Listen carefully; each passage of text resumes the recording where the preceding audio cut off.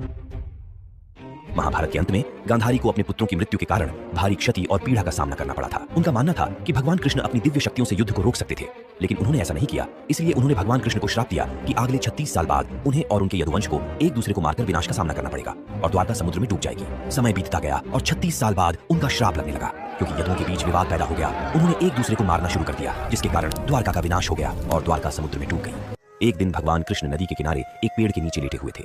उसी समय जरा नामक एक शिकारी जंगल में आया और वो भगवान कृष्ण के लाल चमकती पैर की तलवार को हिरण समझकर एक घातक बाण चला दिया।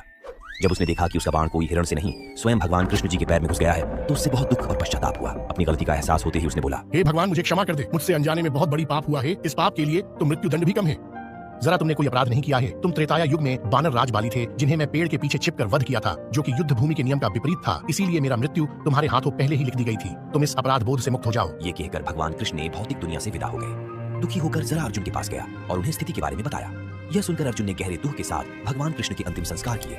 उनका पूरा शरीर राख में बदल गया, सिवाय उनके हृदय के, जो जीवंत और दिव्य था। अर्जुन ने हृदय को एक लकड़ी के तख्ते पर रख दिया और उसे नदी में प्रवाहित कर दिया। हृदय नदी में बहता रहा और बहुत समय बाद वह ओडिशा के महानदी तट पर पहुंच गया। वहां सब्र नामक एक आदिवासी समुदाय था। विश्वावासु आदिवासी समुदाय का प्रमुख था। उन्होंने भगवान कृष्ण के हृदय को पाया, जिससे दिव्य चमक निकल रही थी। विश्वावासु ने इसकी दिव्यता को समझा और एक गुप्त गुफा में नील माधव की मूर्ति के रूप में इसकी पूजा करते रहे। आदिवासी समुदाय के अलावा किसी को इसकी जानकारी नहीं थी। उस समय अवंती में इंद्रद्युम्न नाम का एक राजा थे।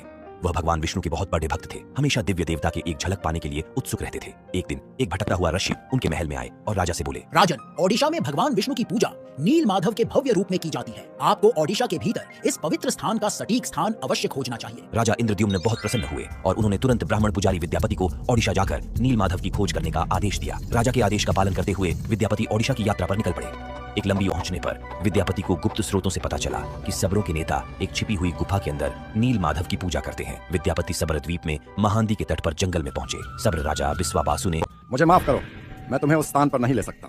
अब मैं क्या करूं? यदि मैं इस प्रकार लौट गया तो राजा को क्या? में उन्हें विश्वावासु की बेटी ललिता से प्रेम हो गया और उन्होंने शादी कर ली।